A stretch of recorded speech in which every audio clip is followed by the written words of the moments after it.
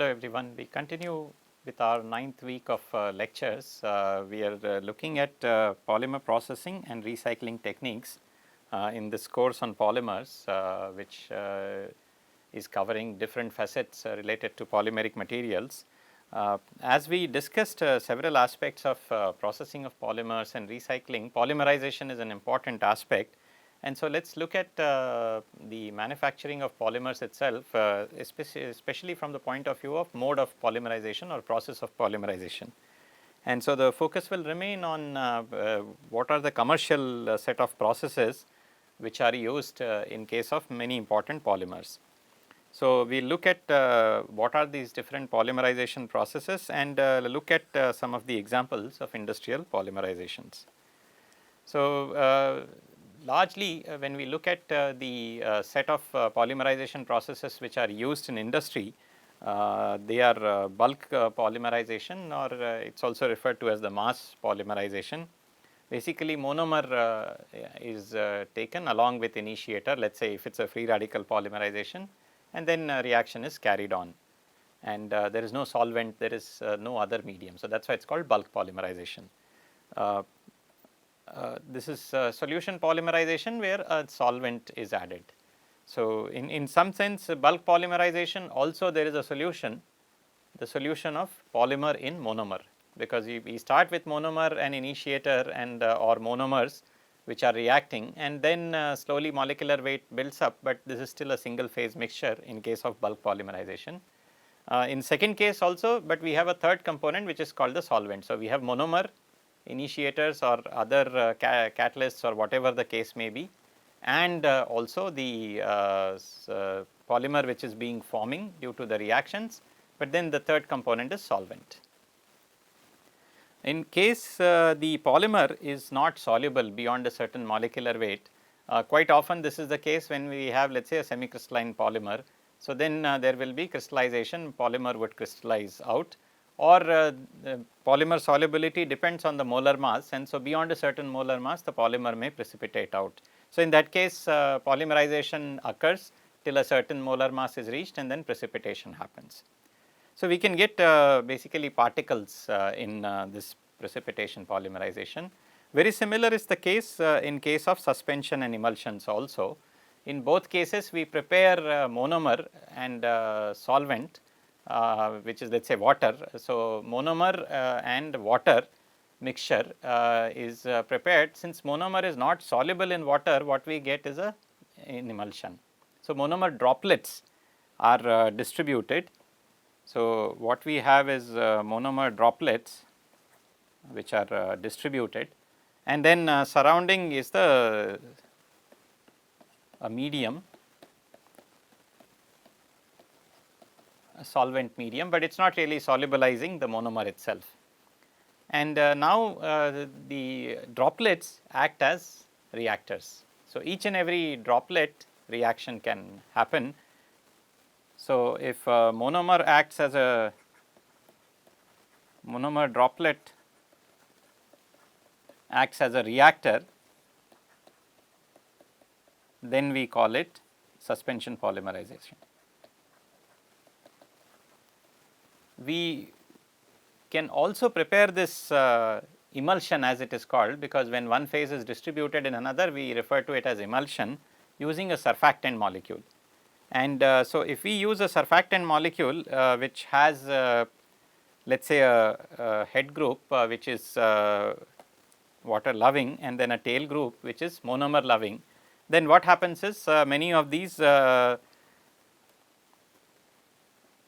quantities will basically go and adsorb on the monomer droplets, but we can add this surfactant molecule in larger quantities, so that we also get what are called micelles. And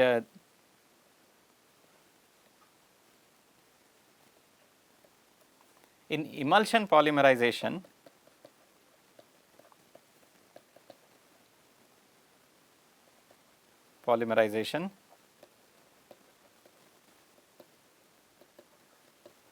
it is the micelle which is the reactor. or reaction happens in the micelle. So, what needs to happen is monomer has to go from through the sparingly soluble monomer that will be in water, it will go from the droplet phase to the micelle. Now, can you think why would this be advantageous compared to the monomer as a droplet reactor? So, the answer to this lies in the fact is how effectively, when we create an emulsion of monomer in water, how effectively can we control the size of that droplet. Because remember, once the reaction happens in the droplet itself, the size of the droplet will determine the final polymer particle size that we get. And if let us say our droplet distribution is not very effective, we have wide ranging sizes, then eventual polymer particles will also have wide ranging sizes. However, in case of emulsion, the micelle is where the reaction happens, and the total amount of surfactant can give you basically the size which is related to the micelle, and number of micelles are determined based on the overall amount of surfactant added. So, therefore, we have a much better control on the sizes of the final particles that we get. So, many of the polymers, multiple operations are possible, and then depending on the history of that particular industry, or depending on the R&D history, one or the other method is used. Whenever there is a catalyst involved and there is a heterogeneous reaction where the monomers adsorb on a catalyst surface and then polymer grows, we have the gas phase polymerization. In all of this, an important component is related to heat and dissipation of this heat, and I am sure all of you can immediately recognize that this comes because of polymerization enthalpy or enthalpy of polymerization or heat release due to polymerization, and this will lead to a temperature increase. And so, an effective polymerization process or an effective mode of polymerization will ensure that this heat gets dissipated. In bulk polymerization, there is a significant problem, because as monomer starts becoming polymer, the viscosity increases quite a bit. Then our mixing capability reduces, and if mixing is not proper, then what happens is polymerization proceeds even more rapidly, temperature rise happens even more quickly, and then therefore, there is a possibility of hot spots. And if such heterogeneities are there in an overall polymerization reactor, what we get is a very broad molecular size distribution. So, molar mass and its control is not as effective in bulk polymerization as opposed to the other polymerizations. So, that is why each of these techniques is used depending on the processes involved. One of the aspects which we all should be familiar with is in terms of which monomers are used for which type of polymer, and this question tries to ask that for two different monomers in one case, nylon 66 and nylon 46, and then nylon 6 in another case. And it is related to what are the set of monomers that are used to produce these polymers on a bulk scale in industries. So, I am sure you can read through resources to try to figure out the answers to these questions. So, let us now survey quickly what are the modes of polymerization which are dominantly used when industrial scale polymers are manufactured. The first example that we will take is low density polyethylene, which is produced in very large quantities, and it is a free radical polymerization mechanism which is used, and largely we use bulk polymerization and suspension polymerization for production of this. So, the overall history of LDPE, its discovery and its initial production all happened with bulk polymerization. So, therefore, it is still continued to this day. Suspension polymerization is better in the sense that heat dissipation is easy because of the presence of the surrounding medium in which the monomer droplets are distributed. If we look at HDPE, which is a polymer which is possible because of the catalysts and the Ziegler-Natta, the historical catalyst, as well as metallocene catalysts which have been around for the 2 decades.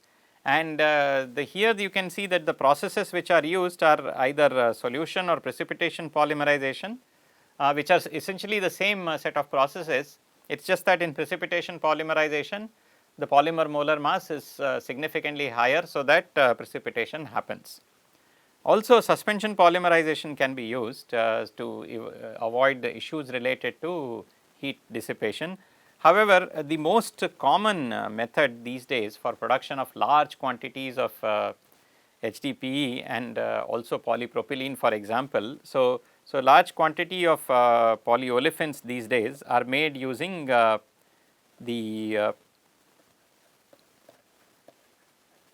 catalytic route to polymerization.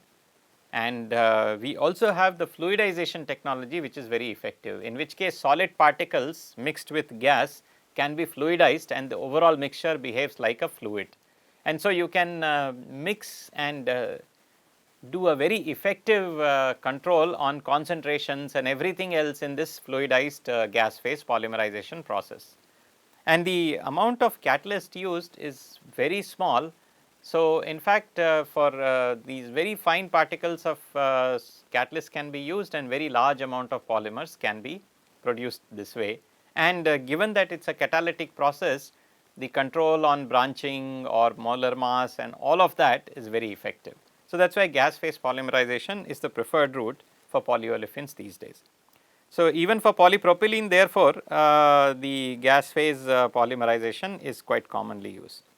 So, if you just look at any survey and if you just let us say search for gas phase polymerization polypropylene, you will say that each major industrial house, each major company will say that they have processes which are related to gas phase polymerization of polypropylene. It can also like polyethylene be done using suspension or solution polymerization. Basically, these catalysts can be dispersed in a solvent and then solution or suspension polymerization can be done. And of course, historically again like LDPE, some of polypropylene can be made, especially if the polypropylene is atactic, it can be made using bulk polymerization techniques. Polystyrene, which is also one of the largest largely produced polymer, its reaction can be free radical or also metallocene. In fact, using metallocene we can also get tactic polymers, in the sense we can control the tacticity, we can get syndiotactic or isotactic polystyrene. This was not possible prior to the discovery of metallocene catalysts. So, generally therefore, polystyrene is used as a commodity polymer, but if you can make isotactic or syndiotactic, the properties improve significantly. And again since currently amorphous polystyrene is the dominant product, we use bulk polymerization and suspension polymerization, but lately more and more emulsion polymerization, so that we get an effective control on the particle size distribution of polymer particles that we get. Because then subsequent processing becomes quite easy when we have a very well defined particle size distribution for the polymer particles. There are a few other examples, polymers such as PMMA, which is again a free radical polymerization of methyl methacrylate.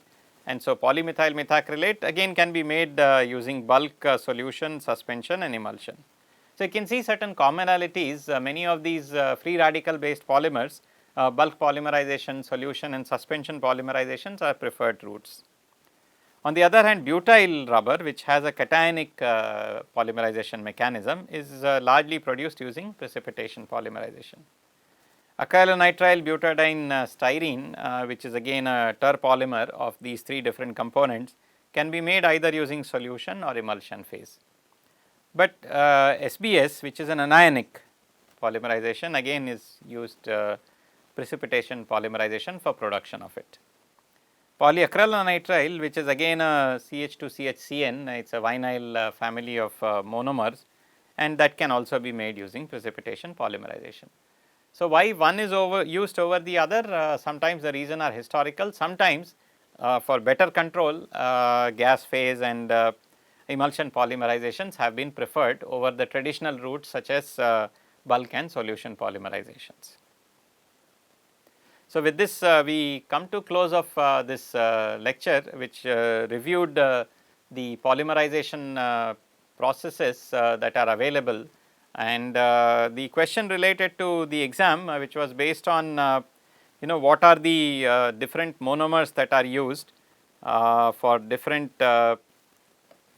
set of nylons. I am sure you can get the information based on your knowledge or looking at the literature. So, with this we will close the lecture. Thank you.